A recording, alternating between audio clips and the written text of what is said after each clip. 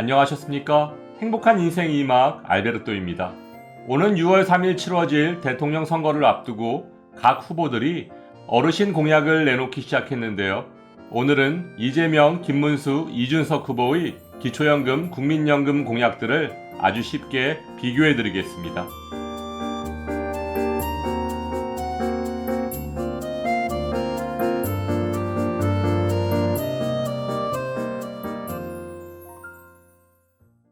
최근 우리나라는 고령화 저출산으로 국민연금 기금 고갈 시계가 더욱 빨라지고 있는 가운데 미래 세대가 짊어질 부담에 대한 우려가 커지고 있는 상황 속에서 6월 3일 치러질 제21대 대통령 선거는 국민연금과 기초연금 개혁이라는 숙제를 누가 어떻게 풀어갈 것인지를 선택하는 중요한 분수령이라고 할 수 있습니다. 특히 지난 3월 20일 국회를 통과해서 4월 1일 공포된 국민연금법 개정안이 더 내고 더 받는 모수개혁에 초점을 맞추면서 근본적인 구조개혁 과제를 남겼다는 평가가 나오자 민주당 이재명 후보, 국민의힘 김문수 후보, 개혁신당 이준석 후보가 각기 다른 구조개혁 해법을 내놓으며 국민의 선택을 기다리고 있습니다. 최근 18년 만에 이뤄진 국민연금법 개정은 2007년 이후 세 번째 연금개혁의 법적 결실이고 이 개정안은 2026년 1월 1일부터 시행될 예정인데요. 그 내용을 정리해보면 보험료율, 즉 내는 돈을 현행 9%에서 13%로 올리고 소득 대체율, 즉 받는 돈도 40에서 43%로 올리는 모수개혁을 핵심으로 삼고 있고 여기에 더해 국가의 연금지급 보장을 명문화하고 군복무 크레딧, 출산 크레딧을 확대하는 내용도 포함되면서 정부에서는 국민연금 기금 소진 시기를 애초 2056년에서 2064년으로 8년 늦춰 구조개혁을 위한 시간을 벌었다고 설명하고 있습니다. 하지만 보험료를 더 내고 연금을 더 받는 방식의 이번 개혁이 미래 세대의 부담을 가중시킨다는 세대 갈등 논란을 야기하면서 숫자를 조정하는 모수개혁을 넘어 연금 시스템 자체를 바꾸는 구조개혁의 필요성이 더욱 부각되고 있는데요. 이런 까닭으로 이번 대선 후보들의 연금개혁 공약이 초미의 관심사로 떠오르고 있는 상황 속에서 주요 대선 후보 3인의 국민연금, 기초연금에 대한 공약을 비교 정리해드리면 먼저 국민의힘 김문수 후보는 국민연금 2차 개혁 추진을 내세우며 최근의 모수개혁 이후 필요한 재정 안정화와 구조개혁에 방점을 찍고 있습니다. 김문수 후보의 핵심 공약 첫 번째는 인구 구조의 변화와 경제 상황에 따라 국민연금 급여나 보험료율이 자동으로 조정되는 자동 조정 장치의 조기 시행인데요. 이는 정치적으로 큰 부담 없이 연금 제도를 지속 가능하게 만들려는 시스템적인 시도로 풀이되고 있지만 자동 조정 장치의 도입으로 미래 세대의 급여가 줄어들거나 보험료가 오를 가능성이 커서 자동 삭감 장치가 될 것이라는 반대에 부딪힐 수 있다는 것이고 핵심 공약 두 번째는 부족한 연금 재정에 대한 굳고 조기 투입으로 연금 시스템의 효율성 개선 방향을 제시하고 있지만 국가 재정에 큰 부담이 될 수 있어 구체적인 계획이 필요하다는 지적입니다. 다음 더불어민주당 이재명 후보의 공약은 최근의 모수개혁 틀 안에서 제도를 보완하고 연금 사각지대를 해소하는 데 중점을 두고 있는데요. 이재명 후보의 핵심 공약 첫 번째는 재직자 노령연금 감액제도의 폐지입니다. 재직자 노령연금 감액제도는 국민연금 가입기간이 10년 이상이면 받을 수 있는 노령연금 수급 개시 시점에 소득이 있는 업무에 종사하면 수급 개시일로부터 5년간 노령연금이 최대 50%까지 감액되는 것을 말합니다. 내용이 좀 어려우시죠? 좀 더 쉽게 설명드리면 노령연금을 받을 시점에 근로소득과 사업소득의 합계가 309만 원을 초과하면 국민연금 개시 시점부터 5년간 노령연금이 최대 50%까지 감액될 수 있는데 이것이 바로 재직자 노령연금 감액제도입니다.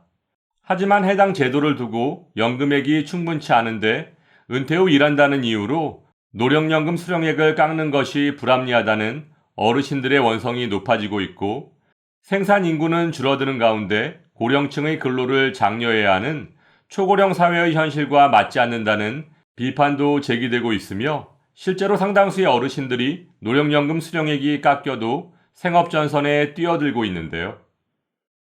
2022년 연금 통계에 따르면 4대 보험이 적용되는 등록 취업자로 분류된 65세 이상 중 노령연금을 받으면서 일하는 어르신은 238만 9천 명이고, 이 중 노령연금 감액제도로 인해 연금이 삭감된 수급자는 2024년 6월 말 기준 12만 명에 육박하며 삭감 규모도 2023년 기준 216억 원에 달하고 있지만, 제도 개선에 대한 전문가들의 의견은 엇갈리고 있는데요.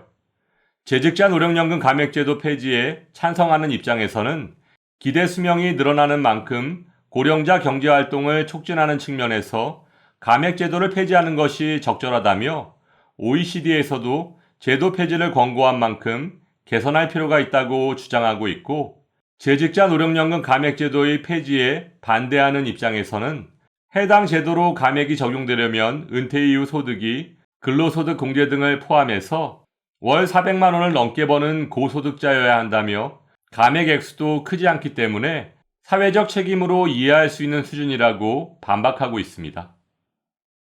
이재명 후보의 핵심 공약 두 번째는 기초연금 부부 감액 제도의 단계적 축소입니다. 기초연금 부부 감액은 부부가 같이 기초연금을 받으면 각각 20%씩 감액하는 제도로서 부부 합산 지급액이 단독 가구 대비 20% 줄어들게 됩니다.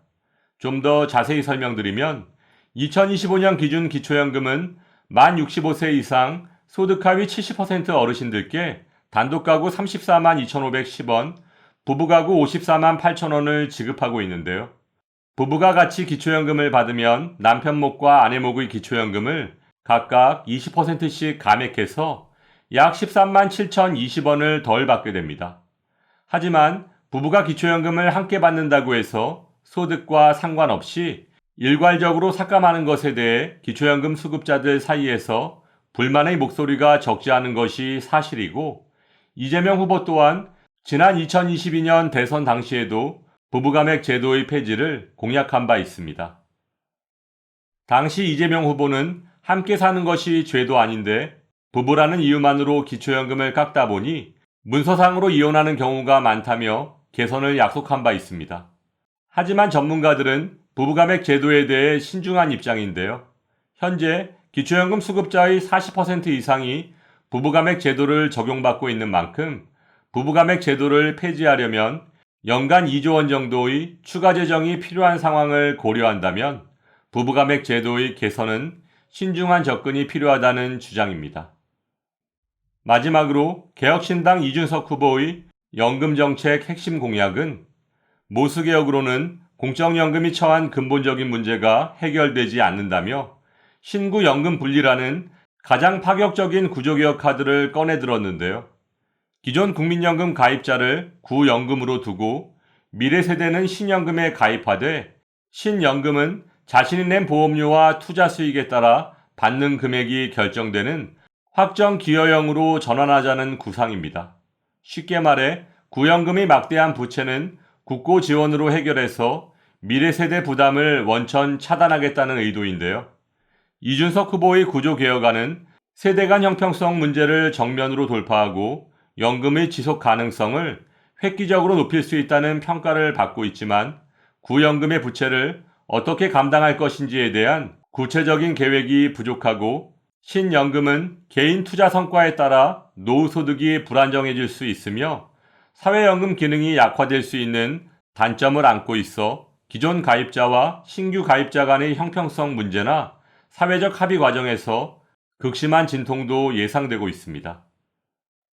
오늘은 6월 3일 대통령 선거에 출마한 새 후보의 기초연금 국민연금에 대한 구조개혁 공약을 정리해드렸는데요. 앞으로 남은 선거운동 기간 중 더 많은 연금 공약들을 발표할 것으로 예상되는 만큼 어르신들의 합리적 판단이 필요한 때라고 할 수 있습니다.